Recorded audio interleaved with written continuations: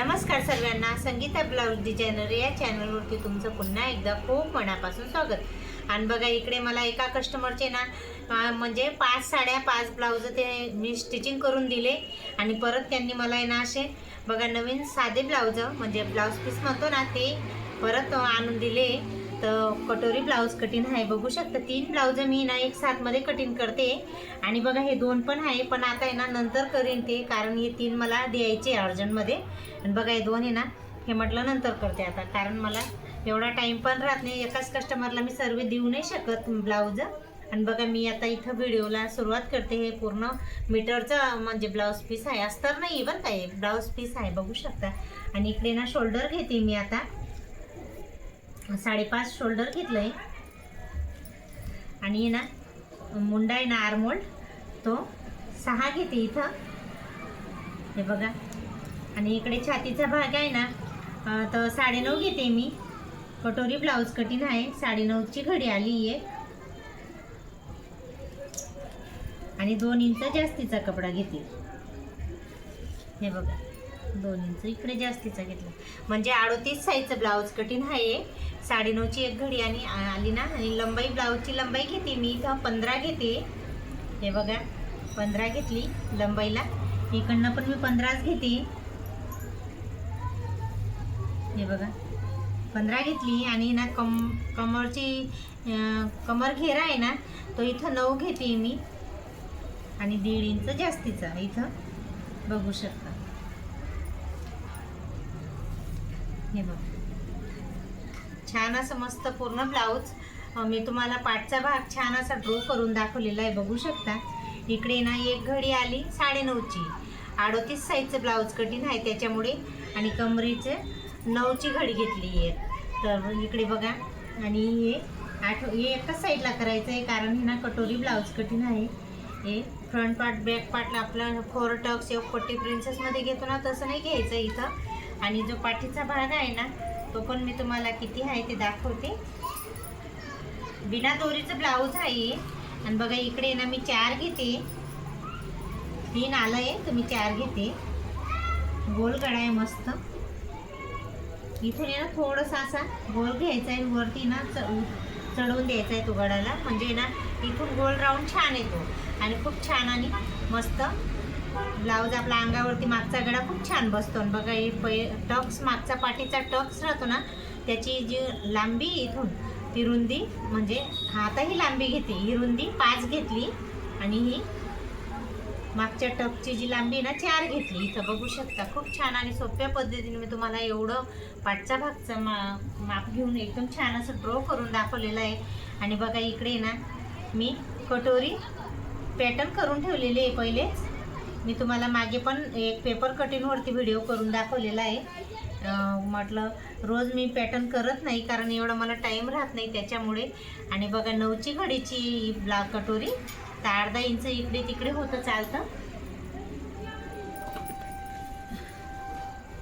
आणि बघा हे साईडचं आहे ना हे पण मस्त छान असं ड्रॉ करून घ्यायचं आहे आठवणीने। इथं थोडंसं 1/2 इंच आहे ना एवढं वाढवायचं आहे आपल्याला। बघा याचा पण छान असा ड्रॉ झालेला आहे बघा कटोरी ब्लाउज कटिंगचा। आणि इकडे ना मी जास्त फार्मा वापरत नाही, या 2 कटोरी ब्लाउज म्हटलं ना हे 2च वापरते। आणि बघा इकडे ना एक पट्टी काढून घेते मी इथं 4.5 घेतली आणि इकडनं ना 3.5 घेते।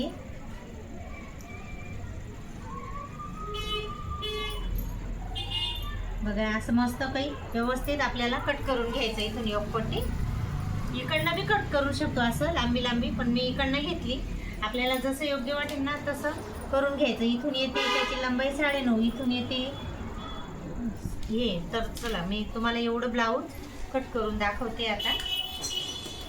तर बॅक पार्ट मी पहिले कट करून घेते, एक साथ मध्ये ना 3 ब्लाऊज कट करते बघू शकता तुम्ही, कारण मला पण हे ना एवढा टाईम राहत नाही खूपच स्टिचिंग करायला। आता जर मी तुम्हाला दाखवते ना मी कटिंग करायला बसले ना त्याच्या पहिले माझ्याजवळ एक कस्टमर आले, कमसे कम माझ्याकडनं 300-400 रुपयाचे कुर्ते फिटिंग करून गेली ती बाई, आणि 2 ड्रेस आणि 1 ब्लाऊज स्टिचिंग करायला टाकून गेलेली आहे, ते तुम्हाला दाखवतेच लागल्यास मी।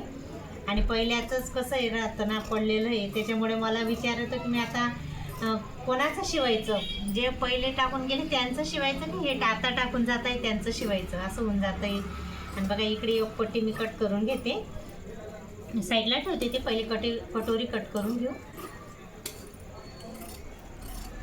हे बघा छान असं मस्त आपण जे ड्रॉ केलेलं आहे ना त्याच्या बाहेरून कापायचं. जर कोणाला थोडीशी, आता ही 9:30ची घडी आहे ना, तर मी थोडं बाहेरून कापते म्हणजे बरोबर येऊन जातं ते. 9ची घडीची कटोरी इकडे तिकडे थोडंसं होतं तर काय होत नाही, लहान मोठी नाही होत, बरोबर येतं.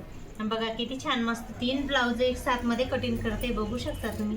आणि हे ब्लाऊज आहे ना बटन लावायचे यांना, तर बघा तुम्ही बटनचे हुकवाले नाही आहे ब्लाऊज, बटनचे 3 ब्लाऊज एक साथमध्ये कटिंग करते ना, म्हणून कैची पण जास्त काही चालत नाही आहे. तिला पण थोडंसं हे जाड कपडा होऊन जातो आहे ना 3 ब्लाऊजांचा, त्याच्यामुळे तिला पण कैचीला पण मला हात दुखायला लागत आहे कापायच्या टायमाला. बघा इकडे बॅक पार्ट, कटोरी हे सर्व काही कट करून घेतलं आहे. आणि इकडे आता एक पट्टी कट करून घेते, बघू शकता तुम्ही. 3 ब्लाऊजांचं आहे ना साथमध्ये कटिंग होतं आहे, एकाच कस्टमरचे एकाच मापाचे आहे ते. बघा छान असं मस्त पूर्ण झालेलं आहे. आणि आता इकडे ना स्लीव कट करून घेते.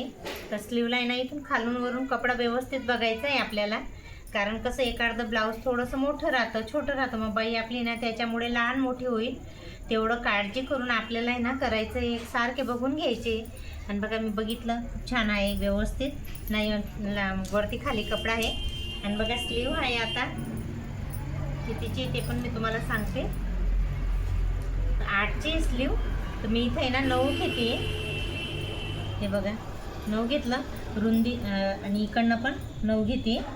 आणि रुंदीला आहे ना हा आलं आहे 9.5, तर मी इथं 9 घेते. बघा 9 आलं ना बरोबर, पूर्ण रुंदीला 9 घ्यायचा आहे हा कपडा.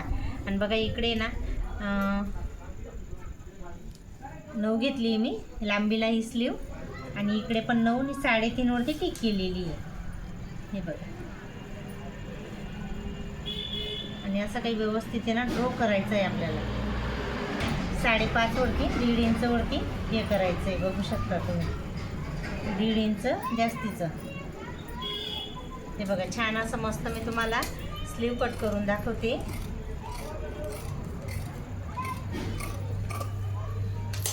आणि बघा हा आजचा व्हिडिओ कसा वाटला ते नक्की सांगा. माझ्याकडे ना कस्टमर आलेले त्याच्यामुळे सॉरी. तर चला नेक्स्ट व्हिडिओमध्ये भेटू, बाय.